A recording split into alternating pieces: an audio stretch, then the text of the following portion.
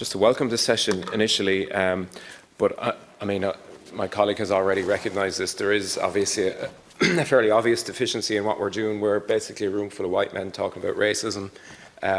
So just to name that, and one woman. Apologies. I did have a look around earlier. You were right behind me. I couldn't spot you. So just to acknowledge that, I think as we go forward, we should have a committee session on this where we can actually hear people directly and their experiences. I would also like to just address a couple of points. Racism isn't exceptional, and I think when we start talking about racists and individuals, we lose the ability to see how imbued it is in every aspect of our society. And I prefer to talk about racism because it's everywhere, and I think if we're all really fully honest with each other, we've all used it at some stage in our life. I've used it, I'm ashamed to say, and I think every one of us has. And there are certainly some people in this house, not here today from what I can tell, who have used it to get into this house, and that needs to be called out.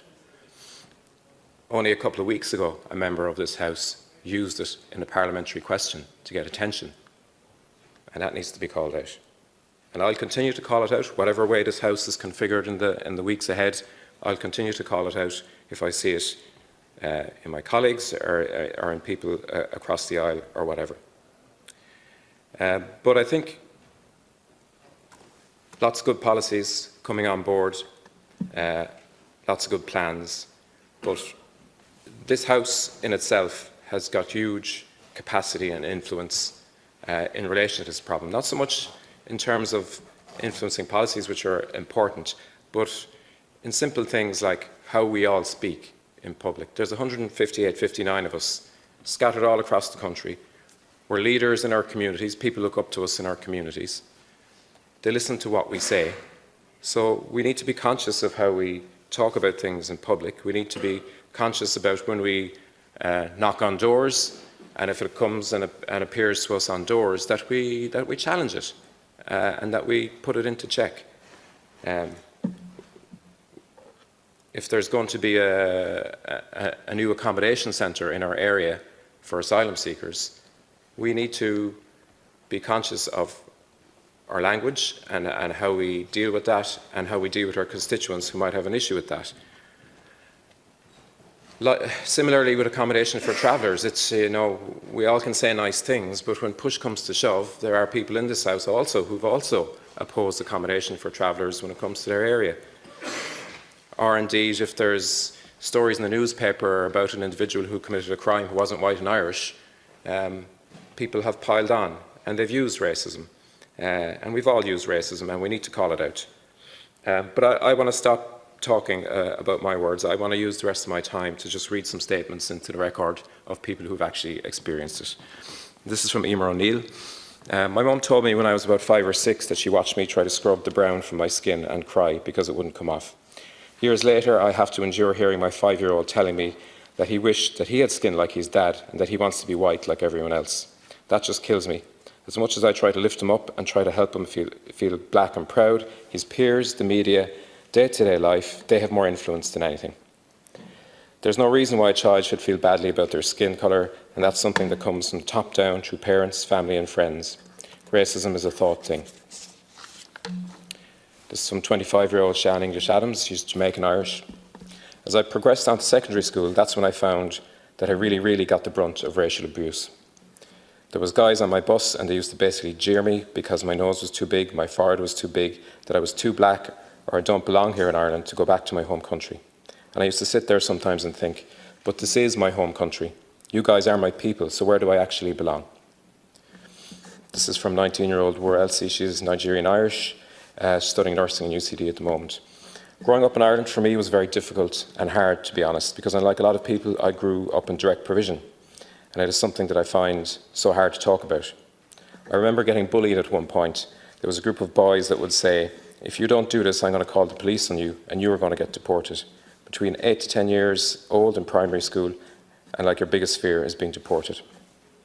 I didn't realise how bad racism was until I started working in hospitals, trying to learn, and just being in the learning environment and experiencing racism from patients and some nurses was horrible and very disheartening. as a student, because this is a career path that you're trying to go through and is already challenging as it is. This is a statement from Levine, and it's contracted. I can't get it all in, unfortunately, today. In secondary school, that's when verbal and a bit of physical abuses were manifested towards me. Certain parents didn't want their kids to be friends with an N-word child. I remember being told that I was here stealing your houses, your social welfare money, and to go back to my country. In class, sometimes they would bully me purely because I am black and exclude me from games and break time. I found myself either alone or with people of my own colour. And just to pause on the statements, it's this very line of abuse that relates to people coming in and using our resources that a TD only a couple of weeks ago in this House used in a parliamentary question that was asked. And I'm going to read a piece of a statement from somebody who actually works in Leinster House. Dealing with the authorities can be daunting the moment your surname is mentioned. Your passport is checked for its authenticity.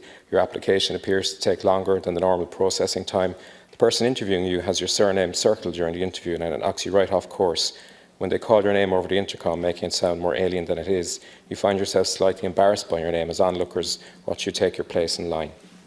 The strong foundations that my parents and grandparents gave me could never have prepared me for the harsh reality of racism in our society, where you experience verbal and behavioural indignities just because of who you are as a person and what makes you you. Living in a world where you are targeted with daily microaggressions and derogatory remarks, one can argue that it made me resilient, but it has left scars. Racism affects your mental health. You want to be able to share your life with those around you, but you find that society isn't ready for it, so you are prepared for the unexpected. It sees you as different, as though it's a bad thing. As I walk the halls of Leinster House, I am conscious of my difference, and I know that difference is a strength and not a weakness, but I will continue to face the harsh reality of racism in our society. But I hope these very halls that hold the power of change will lead to a brighter future for many in Ireland where racism, through public policy, is addressed. This statement is from Wura. In secondary school, she's 19 years old. Sorry, it's an extension of a previous statement. I'll move on from it because I think I've read some of it already. Apologies. Finally, this is the last statement I'll read in. When I tell people about racism, I am being told to relax, to not be serious, to learn how to take a joke, to stop being so radical, to ignore it, to get over it. It is people who never experience it who are the first to tell me how to feel about racism. Yet my feelings about racism is not a matter of choice. Racism is a powerful force that is destroying my dignity, my mental well-being, my sense of belonging and my self-worth. I know that it is difficult to understand for those who have never experienced it, that even a seemingly trivial experience can have a long-lasting effect on a person at the receiving end. Let me tell you two stories that may help you to understand. Some years ago, I was robbed on a street at knife point. As you can imagine, this experience left me in a state of shock. For weeks after that experience, I was feeling very insecure and I had flashbacks every time someone was walking behind me. After a couple of months, though, that feeling started to wear off. My sense of security slowly came back, and within less than a year, I was again walking on the streets with no fear. Then 2.5 years ago, I was refused a service in a shop under a false pretense that there was no change in the till and that the card machine didn't work. As I was walking out, I observed the next Irish customer being served, he being paid in cash and was given change. The experience lives with me till today. Till today, 2.5 years later, I am not able to cross the entrance to that shop. I still feel that humiliation, sense of injustice and hurt. I was reduced to feeling like nobody and less than human. I didn't do anything about this. I knew that not much more could be done. I could complain to the shop management, but I didn't want to go through the next experience of disempowerment and injustice. I was in this situation so many times before, so I knew too well that my experience would not be taken seriously and the feeling of hurt would only be deepened. On previous occasions, I heard some made-up excuses. I had my experience diminished and undermined, and I was told to ignore and get over it. So this time I decided to do nothing, for nothing could be done. So I chose to protect my dignity from further hurt. I hope that these two stories will help you to understand the difference between a victimhood based on racism and a victimhood in general. In the first example, I was targeted randomly for financial gain. Even though I could potentially be physically hurt, I knew that who I was didn't play any role. Therefore, the experience didn't cut deep into my soul and didn't leave scars. In the second story, I was physically safe, yet the scars will never heal. I was targeted because of who I am, and I was made ashamed of my identity. I was made unwelcome in a country that is home to me. What made the situation worse was to know that my experience didn't matter.